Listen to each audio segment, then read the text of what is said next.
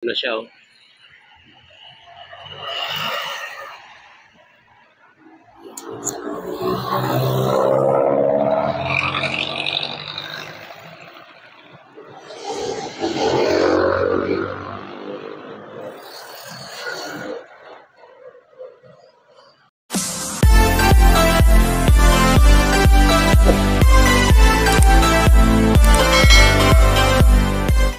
Ayan, at magandang hapon po sa ating lahat mga kababayan, sa ating mga kababayan sa Luzon, Visayas at Mindanao at sa ating mga OFW. Magandang hapon po sa inyong lahat. So nandito naman po tayo muli upang magbigay update sa NLEX Monitor sa may Ramon Magsaysay. So nandito tayo sa may westbound mga kababayan at iikot tayo papuntang eastbound at i-update natin yung in-update natin kagabi na sinatalian na steel box girder. At nakikita ko ngayon ay naikabit na mga kababayan. So, iikutan natin ito ngayon simula dito sa may westbound mga kababayan. So, kaya po mga kababayan at kung bago pa kayo sa aking YouTube channel, huwag niyo kalimutan subscribe at i-like and share at i-click ang all notification bell para lagi po tayong updated sa ating mga in-update sa Bell project mga kababayan. So, time check po tayo mga kababayan. Ang oras po natin sa araw na ito ay 1:24 na po ng hapon, no? At nagbibigay po tayo ng update bago tayo pumasok sa trabaho mga kababayan. So, ano pang ating inaantay mga kababayan? So, let's go. At papasadahan na po natin mga kababayan ang ating NLEX connector dito po sa may Ramon Magsaysay Boulevard.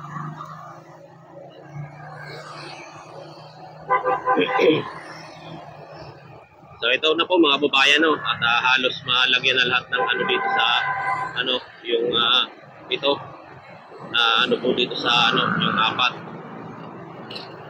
So iikot tayo mga kababayan dito sa may papuntang eastbound para makita natin yung eastbound ang kanilang inano po kagabi na steel box girder. So ito pang-apat, naka-ready na rin yung pang-apat mga kababayan. So iikot po tayo.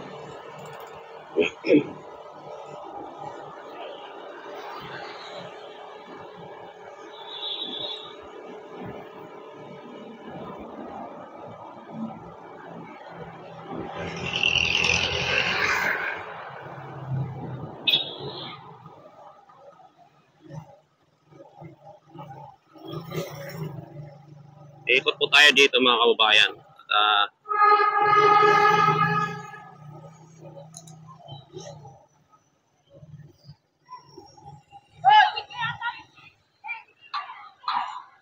yan dito.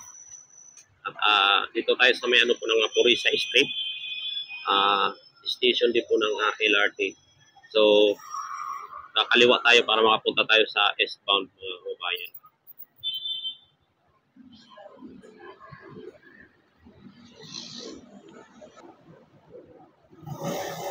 So nandito na nga po tayo mga kababayan sa eastbound.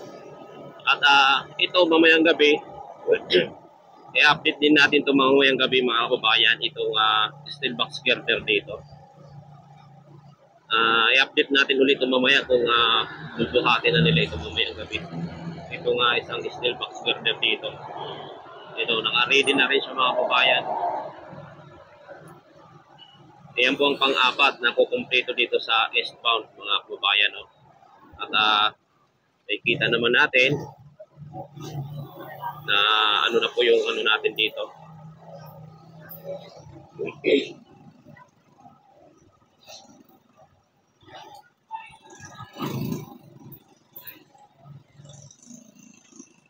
So ito na po yung mga kababayan ang ating na ano na steel box girder. Ito i-update natin ito mamayang gabi kung ano ang mangyayari dito. Kung ikakabit ito mamayang gabi. Kasi naka-ano na naka-ready na at kami mga bolt na, mga dugtungan. So sisilipin natin itong isa dito sa may malapit sa steel box girder.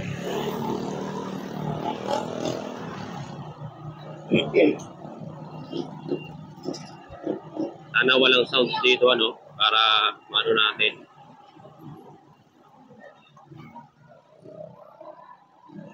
So ito na yung mga kababayan, no?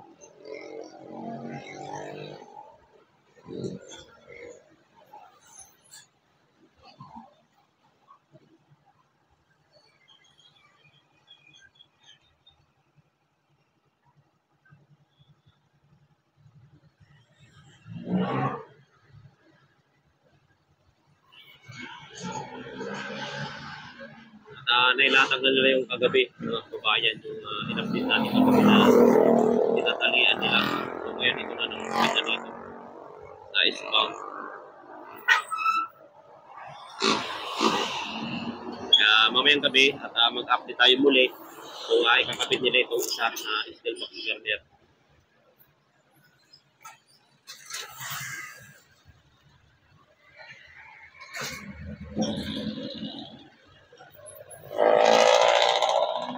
So malinis na rin yung ilalim mo.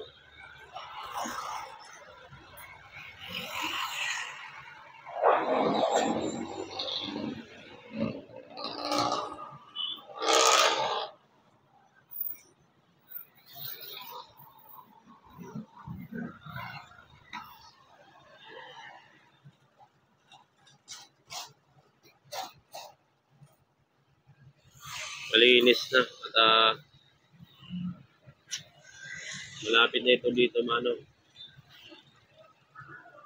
Pagkakabitan na rin ng precast yung pinakasaig at flooring.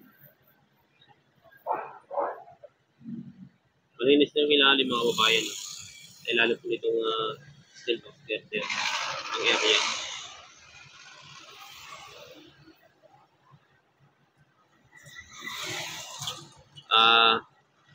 Ano natin?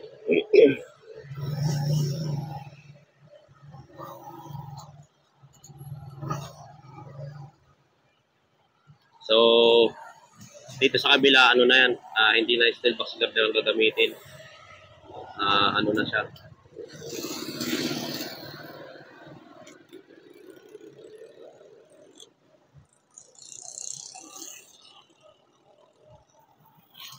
Nag-install na rin sila doon sa may banda po sa station po ng Santa Mesa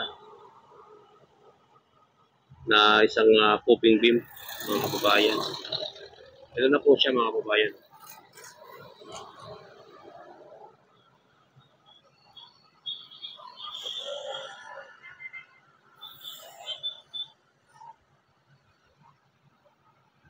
Tatlo na agad, no? Ang bilis.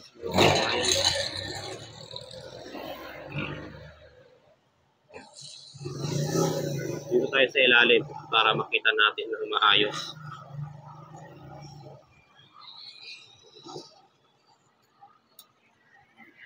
Ito na siya, oh.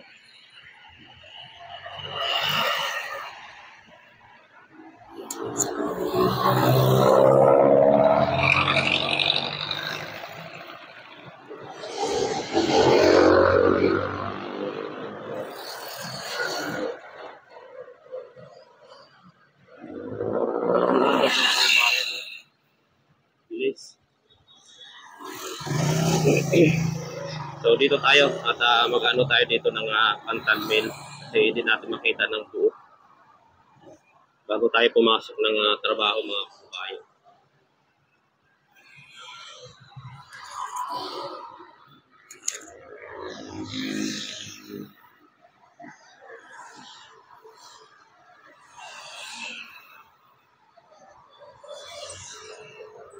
So napakabilis po ng ng installation kagabi mga kababayan. So hanggang dito na lang po ang ating video sa oras na ito dito po sa ating NLEX connector mga kababayan, Ramon Magsaysay Boulevard. So sana magustuhan niyo itong ating video sa araw na ito mga kababayan at mamayang gabi at mag-update tayo muli sa kaganapan dito sa ating NLEX connector mga kababayan. So maraming salamat and God bless po sa ating lahat mga kababayan sa Luzon, Visayas at Mindanao at sa ating mga OFW immigrant. God bless and magandang hapon po sa inyong lahat.